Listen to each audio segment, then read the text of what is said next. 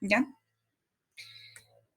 Entonces, dentro de la hemorragia de la segunda mitad del embarazo tenemos diferentes patologías. La que va a encabezar es esto, pues es la placenta previa. Se dice que todo sangrado en el segundo trimestre es placenta previa hasta que no se demuestre lo contrario. Eso nos dice que lo más frecuente de hemorragia de la segunda mitad del embarazo, pues es la placenta previa. El siguiente en frecuencia es el desprendimiento prematuro de placenta normoinserta, que lo abreviamos como DPPNI. DPPNI decimos y es desprendimiento prematuro de placenta normoinserta. Estos son los más frecuentes, pero también puede haber otras causas que causan hemorragia en la segunda mitad. ¿Cuáles son estas? Rotura de vasa previa, puede haber una amenaza de parto prematuro, lesiones en el canal genital, una cervicitis, una colpitis, entonces la paciente va a presentar sangradito, ¿ya? Entonces, vamos a empezar con lo más frecuente que es placenta previa. ¿Qué es la placenta previa? Pues es la inserción de la placenta en el segmento inferior. Normalmente sabemos que la placenta tiene que, o en el blastocisto cuando se implanta, se va a implantar en la parte superior del útero, en el fondo o a un costadito, en una pared anterior o posterior. ¿Qué pasa aquí? Pues se va a ir a implantar más abajo, en el segmento inferior, y es por eso que se da el nombre de placenta previa. Clínicamente, ¿qué vamos a tener? Hemorragia de intensidad variable. ¿Ya? Ahorita vamos a hablar del tipo de hemorragia que va a causar. En frecuencia, ¿qué tenemos? Uno de cada 300 a 400 embarazos llega a tener placenta previa, y más si tiene factores de riesgo, ¿ya? Eso va a depender mucho de la región donde estemos. En clasificación, ¿qué vamos a tener? Una placenta previa oclusiva total puede ser de un 23 a un 31%. Placenta previa oclusiva parcial del 21 al 22% y placenta previa de inserción baja de 37 a 55%. Entonces, esta es la más frecuente, la de inserción baja. Entonces, ¿cómo es que se da la placenta previa? En la etiología de la placenta previa, que vamos a tener una aparición tardía de la capacidad de fijación del trofoblasto, que significa, ya hemos hablado de la implantación. Cuando este blastocisto se va a ir a implantar, cuando se va a fijar, puede haber una precoz. ¿Cuándo es precoz? Cuando se va a implantar en la trompita, ya sea por alteraciones, por infecciones, por cirugías, en la trompita se va a ir a implantar. ¿Qué nos va a dar cuando hay una implantación precoz? Un embarazo ectópico, ¿no ve? Porque si se implanta fuera de la cavidad uterina es ectópico. Entonces ahí nos da el embarazo ectópico. Puede haber una implantación normal. ¿Dónde es esto? En el cuerpo uterino, en el fondo uterino. Eso es normal. Tardía es lo que va a pasar en la placenta previa, porque no va a estar, no se va a implantar en el fondo, va a ir bajando hacia el segmento uterino, al segmento inferior. Entonces ahí va a ser la placenta previa. Eso es una implantación tardía. Más tardía es cuando no logra implantarse y es abortado. ¿Ya? Y ahí es donde ocurren los abortos espontáneos. Coincide justo con la siguiente menstruación. Es decir, hay mujeres que nunca se enteran que habían estado embarazadas. ¿Por qué? Porque lo han abortado y esto se ha confundido con la siguiente menstruación. Otra puede ser capacidad de fijación del endometrio disminuida, el hecho de que la paciente tenga infecciones endometriales como una endometritis, cuando tienen abortos y dicen, no, así nomás va a pasar, entonces el endometrio sufre una infección que se llama endometritis.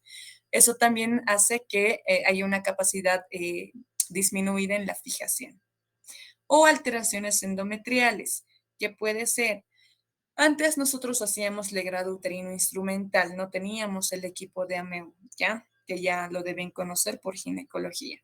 Entonces, las legras son como cucharas y son cortantes. Muchas veces podríamos, al hacer enérgicamente el legrado, podríamos lesionar la capa basal del endometrio. Ya saben que si lesionamos la capa basal, pues no va a haber una esponjosa. ¿Por qué? Porque hemos quitado la capa basal de esa región. Entonces, esto también hacía que las mujeres no puedan embarazarse porque estaba lesionada esa región. Por eso hay lesiones endometriales. ¿Ya?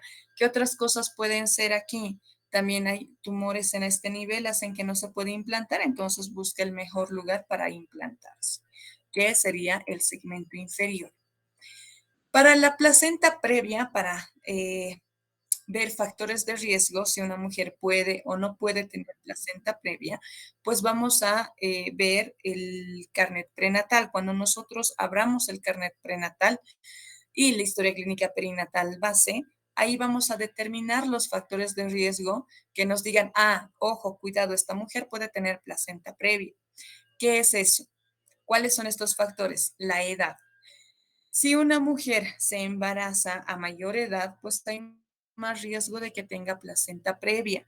¿Por qué? Porque la capacidad endometrial para la recepción no es buena. ¿Ya? ¿Por qué? Por la misma edad. Paridad. El hecho de que una mujer tenga varios hijitos, pues hace que tenga un factor de riesgo para placenta previa. ¿Por qué?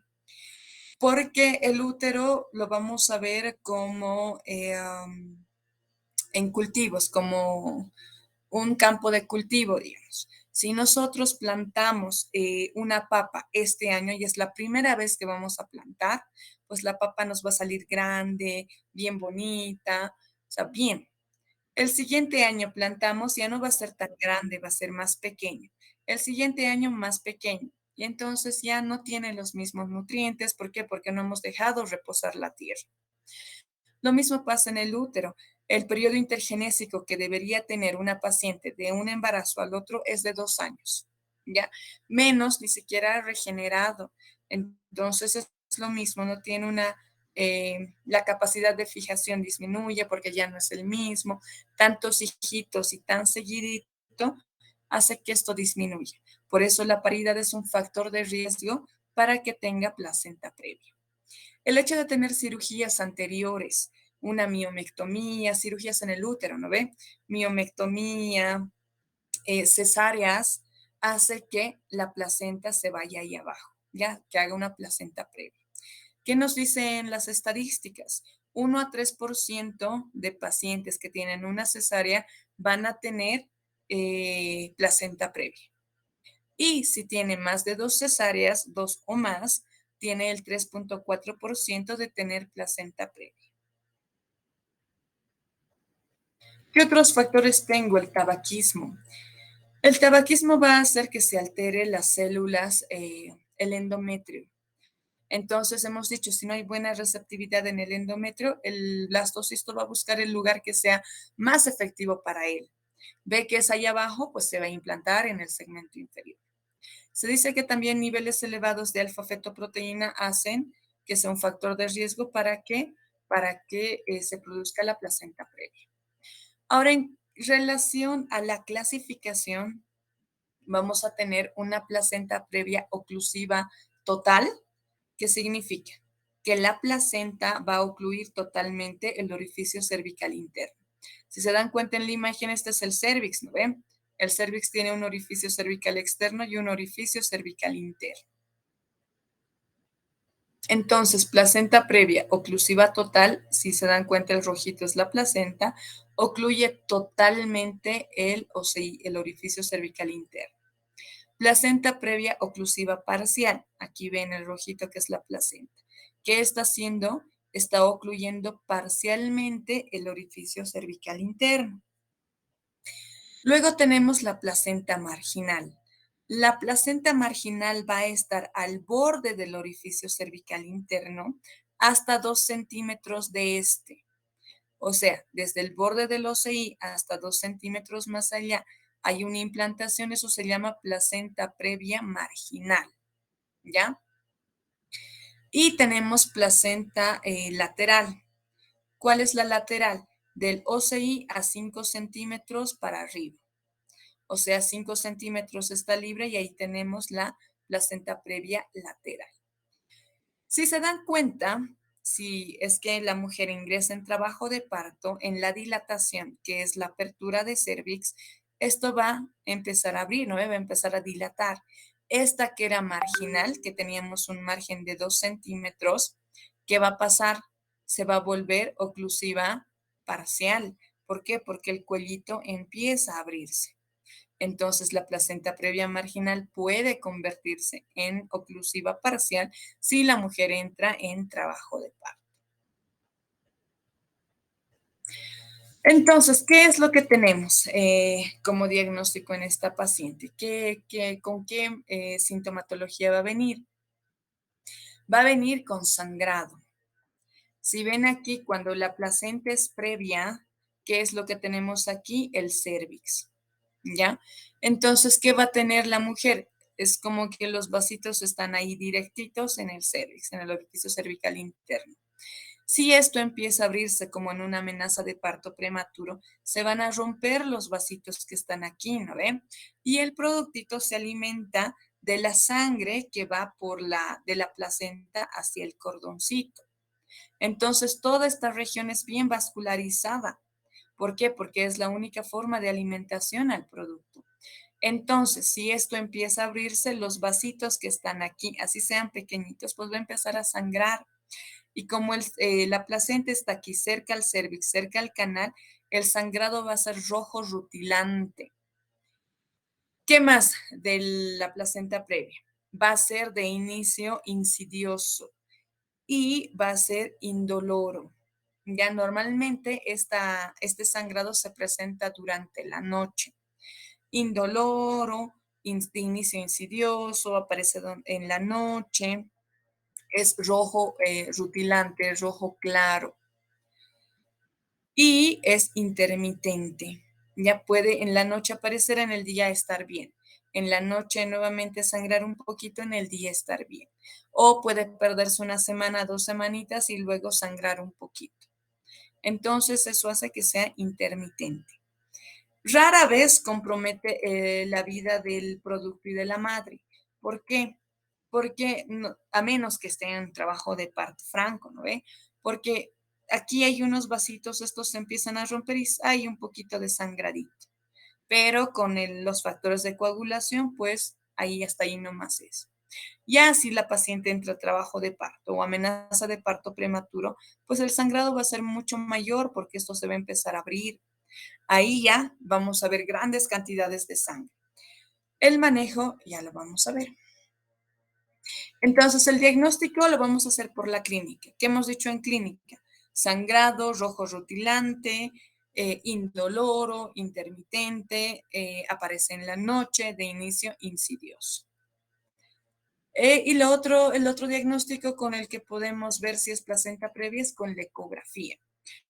Para este caso, yo le pido a la paciente una ecografía transvaginal. ¿Por qué? Porque en la ecografía transvaginal voy a ver dónde está la placenta. Si es una placenta oclusiva parcial, si es una oclusiva total.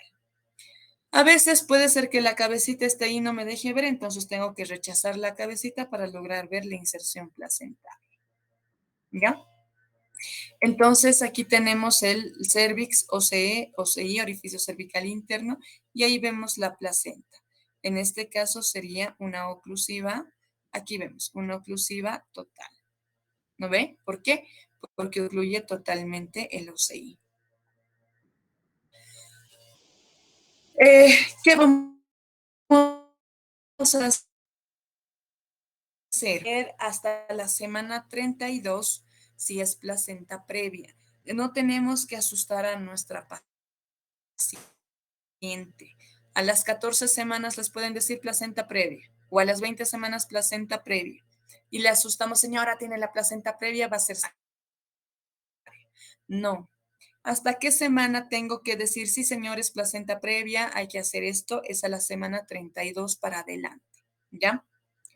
¿Qué pasa en un inicio? Si a las 20, 18, 16, 14 semanas me dice placenta previa, hay algo que se llama migración placentaria. Migración placentaria no significa que la placenta migra, sino que con el aumento de tamaño del útero, ¿qué va a pasar? La placenta que estaba abajo, pues va a subir. Eso se llama migración placentaria. Como aumenta de tamaño, es como que arrastra el lugar de la inserción y lo lleva arriba. Muchas de las que son diagnosticadas de placenta previa en gestaciones tempranas, con la migración placentaria, pues al final van a parto. ¿Por qué? Porque ya no es placenta previa. Un bajo porcentaje se queda como placenta previa, ¿ya? Entonces, si tienen pacientes que la ecografía les reporta placenta previa, ¿qué hacemos? Vemos la edad gestacional. Si es una edad gestacional menor, espero hasta qué semana, hasta la semana 32. La semana 32, les repito, la ecografía quedó con su placenta previa, difícilmente va a migrar. Ya terminó ahí, se queda como placenta previa y tengo que hacer ya el tratamiento. ¿Qué hago cuando tengo una placenta previa? Viene una paciente de emergencias con sangrado. ¿Qué hemos dicho? Toda mujer mayor de 20 semanas de gestación que viene con sangrado, lo primero que pienso, placenta previa, hasta no demostrar lo contrario. Entonces, el tacto vaginal está proscrito. No debo hacer tacto vaginal. ¿Por qué? Porque cuando yo haga tacto vaginal, voy a tocar un cotiledón, voy a romper un vasito y el sangrado va a ser cataclísmico. ¿Ya? Entonces, en placenta previa, el tacto vaginal está proscrito. Sin embargo, cuando tenemos que tomar una conducta urgente, porque tengo que ver por qué está sangrando, puedo hacer el tacto, pero hago un tacto bien cuidadoso en el que solamente toco el cuellito, el reblandecimiento, puedo lograr ver la dilatación, o sea, hago un tacto con cuidado, ¿ya? ¿Por qué? Porque si no hago esto, va a sangrar cataclísmicamente. Otras formas de hacer el diagnóstico, que es utilizar la resonancia magnética. Sabemos que por costos, nuestros pacientes no pueden acceder a resonancia magnética, ¿no ve? Y además la ecografía es muy confiable, entonces, ¿qué prefiero? Una ecografía a una resonancia. Pero en otros países tienen la accesibilidad y pues es por eso que ponen resonancia.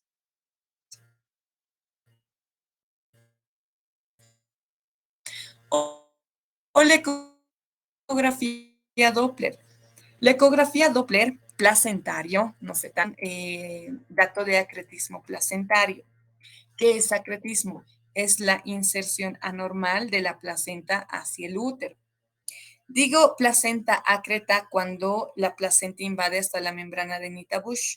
Digo placenta increta cuando la placenta invade hasta el músculo uterino, hasta el miometrio. Invade a músculo increta. Cuando invade la serosa, ya digo placenta percreta. Entonces, para descartar que mi paciente que tiene placenta previa no haga además acretismo placentario, yo pido ecografía Doppler placentario, ¿ya? Doppler placentario para ver si no hay datos de acretismo placentario. Si hay una placenta acreta, increta, percreta, más que todo increta o percreta, termina en histerectomía. En relación al manejo que debo hacer, en una evaluación inicial tengo que ver cómo es el sangrado, las características del sangrado. En este caso puedo hacer una especuloscopía porque ahí voy a ver si no es el cuellito o si viene de cavidad el sangrado. Tengo que ver el estado materno. Como les digo, si viene en trabajo de parto, pues pueden sangrar cataclísmicamente y ahí ya tengo que hacer mi manejo rápido. Ya normalmente no pasa. Tengo que ver el estado fetal. En placenta previa el producto normalmente no está comprometido, a menos que haya sangrado cataclísmicamente, pues ahí disminuye el flujo al producto y el producto puede tener compromiso.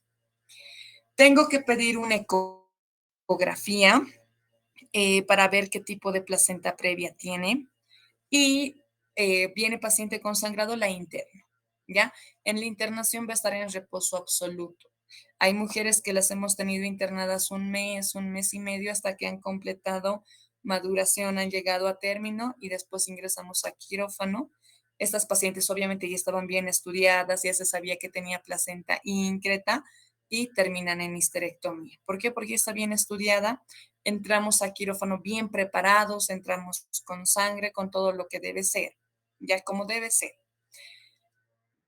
Entonces, y la paciente ya sabe qué es lo que va a pasar o cómo se va a manejar. Cuando es prematurito, ¿qué es lo que hago? La trato como como prematurito, ¿no? Como una amenaza de parto prematuro. ¿Qué hago? Madurar pulmoncitos. ¿A qué edad maduro pulmoncitos? Desde la semana 24 a la semana 34 de gestación. ¿Cómo maduramos? Ustedes ya saben, utilizamos betametasona o dexametasona. La dosis es con betametasona 12 miligramos intramuscular cada 24 horas por 2 dosis.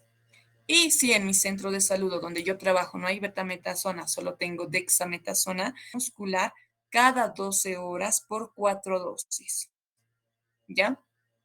Si no tengo betametasona no me voy a morir, hay dexametasona, entonces con dexametasona hago la maduración. Tengo que valorar si voy a finalizar la gestación. ¿Cómo? Si es prematurito y no hay mucho sangrado, puedo manejar perfecto. Espero hasta que llegue a un embarazo de término. Si es un embarazo de término y hay sangrado, pues ya no tengo que esperar más. Si es de término, no voy a esperar a que crezca más, interrumpo la gestación. ¿Quiénes van a cesárea? Placenta previa oclusiva total, oclusiva parcial. Hemos dicho que la marginal, si entra en trabajo de parto, puede volverse oclusiva parcial. Entonces, hasta la marginal interrumpo por vía alta, es decir, por cesárea. En una lateral ya puedo intentar parto. En otros nos hablan que en la marginal igual se puede intentar parto haciendo una maniobra que vamos a ver. Si hay sangrado, compromete la vida materna, pues cesárea.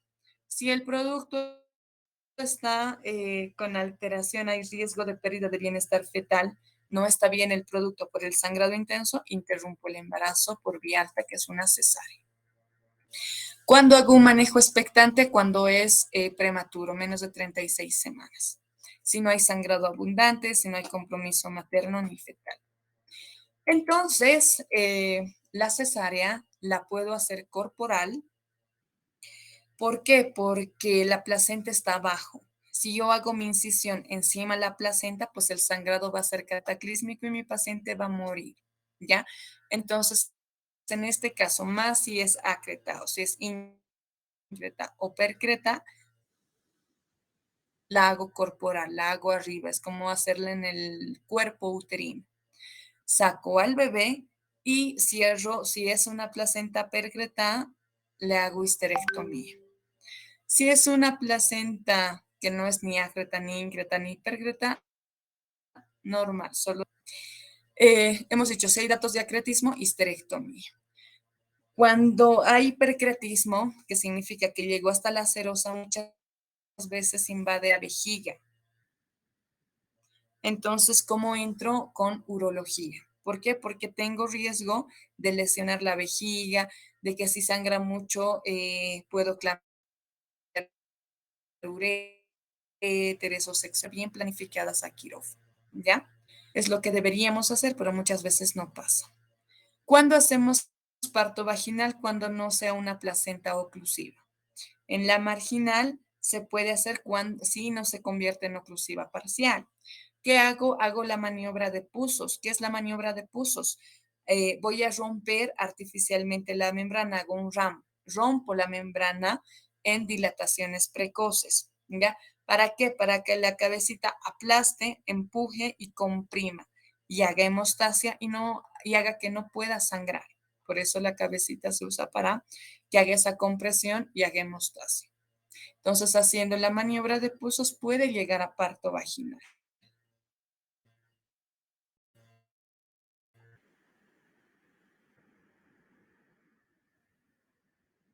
Si la sangre, pues me entro aquí dentro teniendo un quirófano al lado. Si estoy en un centro y me reporta marginal u oclusiva parcial, directamente la transfiero. En la lateral no hay problema, puede ir aparte. El siguiente en frecuencia, pues es el desprendimiento prematuro de placenta normoinserta, el DPPNI. ¿Qué es el DPPNI? Es ¿cómo dice su nombre, no ve? En el DPPNI la placenta va a estar normalmente insertada en el lugar que corresponde. Pero ¿qué va a pasar? Se desprende antes de tiempo. Este desprendimiento puede ser total o puede ser parcial. Eh, ¿Qué más? La causa más frecuente del DPPNI es la hipertensión. Como vemos aquí, del 0,2 al 1% pueden presentar desprendimiento prematuro de placenta normoinserta. Si una vez pasó este desprendimiento, puede volver a ocurrir en la siguiente gestación. ¿En qué frecuencia? 5 al 10%. Entonces, ¿qué es lo que los factores de riesgo para que la paciente pueda tener DPPNI? El, el primero en frecuencia, pues es el trastorno hipertensivo del embarazo, la preeclampsia. El paciente tenga DPPNI es la única, es la más frecuente, pero no es la única. La que le sigue en frecuencia son traumatismos, que significa accidentes de tránsito, que se haya caído. Eso es un traumatismo. O cuando nosotros rompemos la membrana, está en trabajo de parto, rompemos la membrana y el líquido sale intempestivamente, o sea, sale abruptamente el líquido, hace que haga una descompresión brusca dentro y se desprende la placenta. Entonces, cuando yo rompa la membrana, lo tengo que hacer con calmita, tiene que salir poquito a poquito. No tengo que romper y que salga así brusco. ¿Qué otras? Nos dicen anomalías de implantación, déficit de folatos, el hecho de fumar o consumir drogas como la cocaína también. Pero la más frecuente, aumento de la presión, la que le sigue en frecuencia, traumatismos. ¿Qué es lo que pasa con el desprendimiento del factor más predisponente es incremento de la presión? ¿Qué es lo que va a pasar? Hay un incremento tanto de la presión, ¿qué pasa a nivel vascular? Se van a romper los vasitos. Si se rompe un vasito, pues causa hemorragia, ¿no ven? Como está en el fondo uterino, porque esta placenta está normoinserta, se acumula ahí la sangre. ¿Y qué va a pasar? Ahí se van a formar coágulos. Estos coágulos van a hacer que haya una separación de eh, la placenta y la decidua. Entonces, ¿qué va a pasar? Va a ir aumentando el desprendimiento. La presión venosa bruscamente, hay congestión del lecho y va a seguir desprendiéndose y desprendiéndose. Entonces, ahí se acumula la sangre y los coágulos. Entonces, como esto está a nivel del fondo uterino, porque es placenta normoinserta, que llegue a sangrar puede ser. A veces no vemos el sangrado.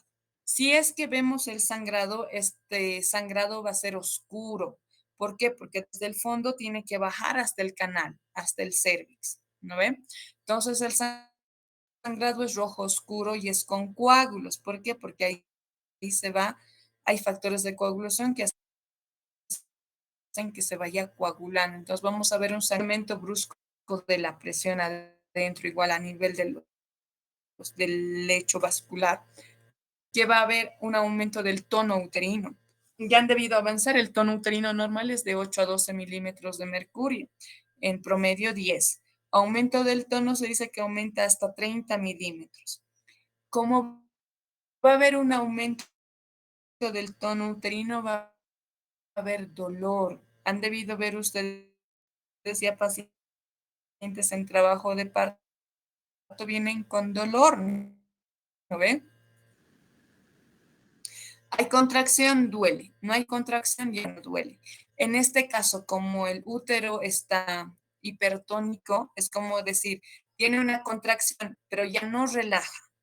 Entonces todo entra con dolor, por eso es doloroso. Y el inicio brusco, ¿ya? No es insidioso como la placenta previa. Como hay un aumento del tono, el útero se vuelve leñoso, se vuelve como piedra. Entonces, ¿qué tenemos en la clínica del DPPNI?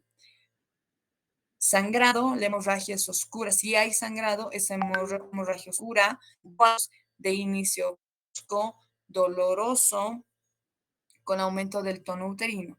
Y aquí el compromiso del producto. ¿De qué depende? Pues del grado de hipoxia fetal, del grado del desprendimiento. ¿Ya? El Grado de hipoxia fetal, desprendimiento total de la placenta. Hemos dicho que la placenta se encarga de dar la nutrición al producto por medio del cordoncito, ¿no ve? Está unido por el cordón. Si la placenta se desprende, pues no hay quien pase sangre de la placenta al ovitado, muere adentro. Por eso depende del grado del desprendimiento. ¿Qué complicación puedo tener? Puede haber una alteración de la coagulación, que es la coagulación intravascular diseminada. Que una mujer sangre más de una hora, pues me causa el SID. Entonces aquí vamos a tener la clasificación de Page que nos dice, lo divide en 4 desde el grado 0 al grado 3 de acuerdo al porcentaje de desprendimiento. Se dice que un grado 0 es asintomático y hay un coágulo retroplacentario. Este es pequeño. ¿Qué tenemos que hacer aquí? Control con ecografía. Hay pacientes que han vivido meses, 2, 3 meses con su coagulito que no aumentaba. Ahí se quedó. El por qué se reumatoide. Pero puede estar ahí. Que tengo que hacer control del estado fetal, control del estado materno y ver que el coágulo no aumente de tamaño. En el grado 1 hay un desprendimiento menos del 30%. Puede o no haber hemorragia y si hay metrorragia puede ser escasa, ¿ya? Y el dolor es leve. Aquí no vamos a ver hipertonía. El producto va a estar vivo y no hay alteración de la coagulopatía. En este grado 1, al producto le tenemos que hacer el monitoreo, ¿ya? Ver el monitoreo, ver la causa del desprendimiento. Puede ser accidentes, hemos dicho traumatismos. A veces vienen, hay una hematomita, vemos que es 20-30%, esperamos. Si es que no hay grado de compromiso al producto y si no aumenta el desprendimiento.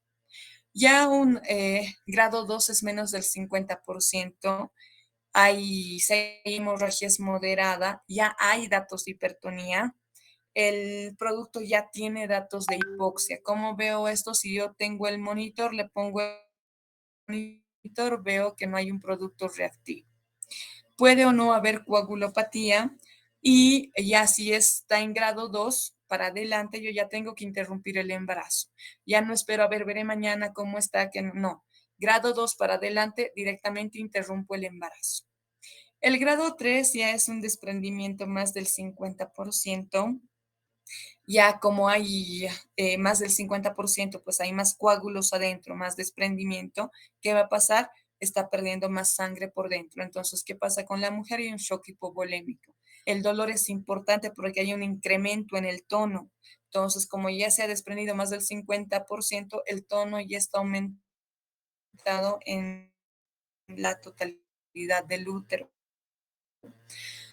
Aquí el producto normal, ¿qué más? Aquí ya, como ya es más del 50%, ya hay alteraciones en la coagulación y a mi paciente puede hacer coagulación intraplicación. Vemos en el grado 0, puede ser, como les digo, por traumatismos o por causa inespecífica.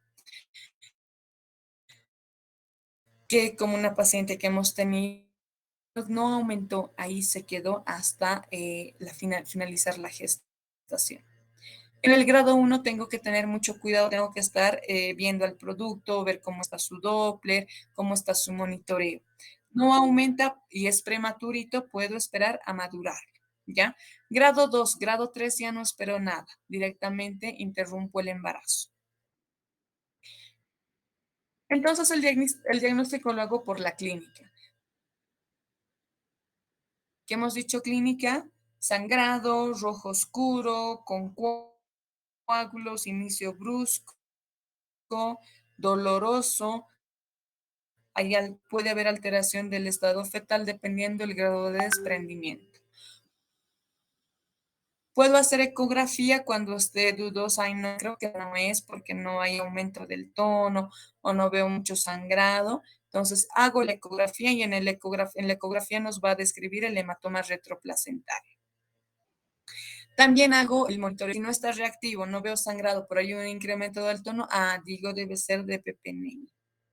Entonces, para terminar, estos dos que son más frecuentes, vamos a ver el diagnóstico diferencial. El comienzo de una placenta previa, hemos dicho, insidioso, es lento. El DPPNI, ¿cómo es? Es brusco, comienza de forma aguda. La hemorragia, ¿cómo es en placenta previa? Hemos dicho rojo claro, no tiene coágulos, es intermitente. ¿Qué más? En el DPPNI, ¿qué es? El sangrado es con coágulos, es rojo oscuro. eh, ¿Qué más con el sangrado? A veces en nota previa no hay, en DPPNI sí hay dolor. En relación al tono, en placenta previa está normal el tono. Y en DPPNI, pues hay una hipertonía uterina, el tono está aumentado. En relación a partes fetales, a palparlo, en placenta previa lo puedo palpar. ¿Qué es lo que me ocasiona la placenta previa? Que el producto no se acomode pues encefálico, sino que tenga otra presentación, puede ser pélvico, pues tiene el segmento inferior, hace que el producto no se pueda acomodar como debe. ¿Ya? Eso es lo que pasa.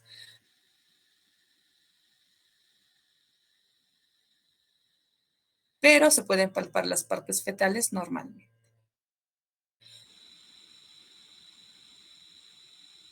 En el desprendimiento placentario depende del grado de desprendimiento. Es un dos, cuando hay una el tono, pues en DPPNI,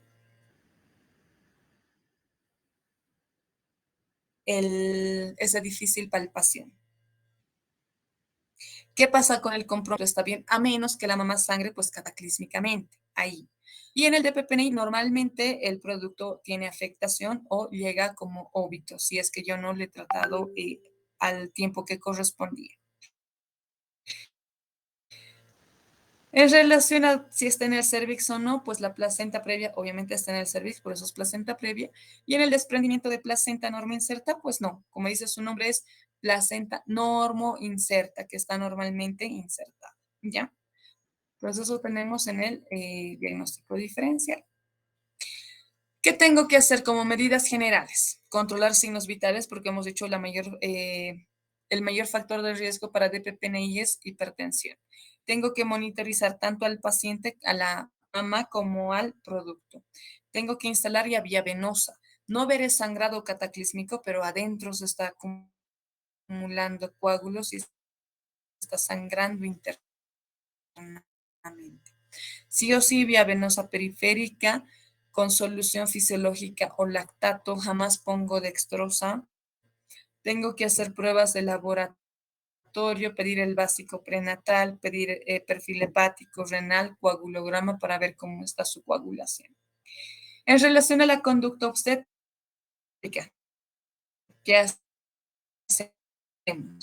En grado 0,1, como hemos dicho, ya es prematurito, puedo ver de madurar. El grado 2 o 3, directamente finalizo la gestación. ¿Ya? ¿Qué me puede hacer esta paciente? Me puede hacer atonía uterina. Entonces tengo que entrar armado a quirófano, utilizo uterotónicos, puedo utilizar oxitocina, ergometrina o misoprostol. Ergometrina si es que no es hipertensa. Muy complicado, es decir, el útero está negro, es un grado 3, ha pasado horas desde que se ha desprendido totalmente hasta que venga al hospital. ¿En qué puedo terminar? En histerectomía, porque el útero se vuelve negro. Eso se llama útero de Cuvier y aquí lo ven. Aquí vemos el desprendimiento. Hay coágulos en esta región entre placenta y útero. Estos coágulos pues no se van a quedar ahí, tratan de buscar, adentrándose al miometrio, hacen una sufusión miometrial, una sufusión uterina. Entonces, como vemos aquí, el útero se vuelve tigroide. Esto es lo que denominamos útero tigroide o útero de Cuvier. Y si ven aquí, miren, el útero ya está negro. Este útero ha terminado en histerectomía. Por eso vemos así, llega, pueda tomar ligamento ancho y terminar como esto. Entonces, si tengo un útero así, ¿qué voy a hacer? Pues le tengo que hacer histerectomía. Ahora aquí también hay factores de riesgo. Más de una hora con sangrado, ¿qué hacemos? Dicho, coagulación intravascular diseminada. Hace coagulación intravascular diseminada. Tengo que hacer histerectomía. ¿Qué va a pasar? Punto que yo haga, punto que va a sangrar. ¿Por qué? Por la coagulación intravascular diseminada. Esta paciente va a necesitar terapia. Han visto con esto de la pandemia, no muchos lugares tienen terapia. Entonces, es bien complicado el caso si yo no detecto a tiempo. ¿Qué tengo que hacer? Detectar a tiempo, ver que salvo la vida de la madre y del producto si estoy bien. ¿Ya? Entonces, con eso concluimos las dos patologías más frecuentes. Pero no significa que no hay otras patologías que pueden causar hemorragia en la segunda mitad del embarazo. Tenemos la rotura de vasa previa. ¿Qué es vasa previa? Es cuando hay una inserción velamentosa, que significa vasos uterinos se van a poner por delante de la presentación, como si fuera una placenta. Entonces empieza a dilatar, se rompe un vasito, pues el sangrado va a ser abundante, ¿no ve? Pero es porque un vasito se quedó ahí, está ahí delante de la presentación. ¿Qué otra patología me puede dar hemorragia? Pues una cervicitis. Cuando tengo una paciente con hemorragia, ¿qué tengo que hacer? Poner espéculo. Pongo el espéculo, veo que el sangrado no sea aquí del cuello, porque puede sangrar del cuello. Que tengo que preguntar si no ha tenido relaciones sexuales últimamente. Si ha tenido relaciones y tiene una cervicitis, pues lo más probable es que sangre de aquí del cuellito. Limpio con una gasita, no, había sido del cuello, es una cervicitis. Pero si limpio y no es del cuello, veo que el sangrado viene de aquí, de la cavidad de adentro, lo más probable es que sea una placenta previa. Entonces, con eso concluimos este tema de hemorragias de la segunda mitad. Es bien bonito si ustedes saben hacer el diagnóstico diferencial, ¿ya? No sé si tienen alguna duda o consulta sobre este tema.